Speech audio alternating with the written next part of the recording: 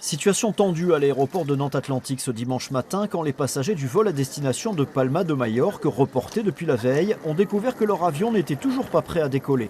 Pas d'avion, pas de com, pas de personnel Volotea, aucune info.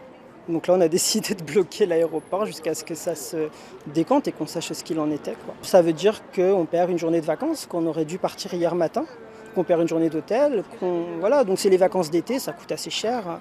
Le bonheur relatif de ceux qui partent enfin fait le malheur des autres passagers prévus initialement sur le vol Volotea de 10h45. C'est à leur tour de patienter plus ou moins calmement.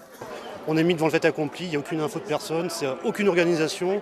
On a appelé directement Volotea qui parle à peine français, qui nous dit c'est comme ça, on nous impose les choses, donc l'organisation est nulle. Et donc on subit, voilà, on n'a pas le choix. Devant le comptoir du prestataire de service de Volotea à Nantes, d'autres passagers dont le vol a été annulé, cette fois-ci à destination d'Alicante en Espagne, essayent de sauver leurs vacances. Ce matin, je me suis réveillée et puis on m'a dit à 6h20 qu'il n'y avait pas de vol, qu'il était annulé. Du coup, mauvaise surprise. Et on m'a dit après qu'il y aurait un quart à 12h20. Donc on est venu. Et là, on nous dit qu'à 12h20, il n'y aura pas de quart.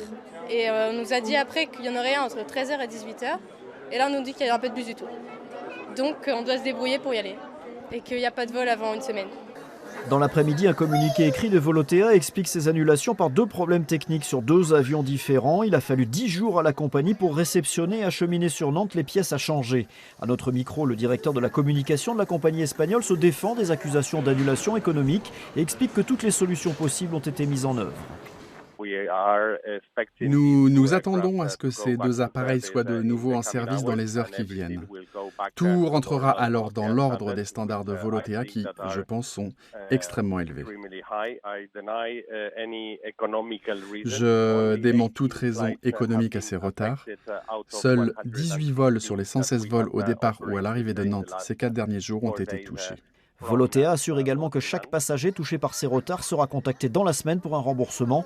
En attendant, d'autres vols de la compagnie depuis Bastia ou Palma sont toujours annulés ce soir.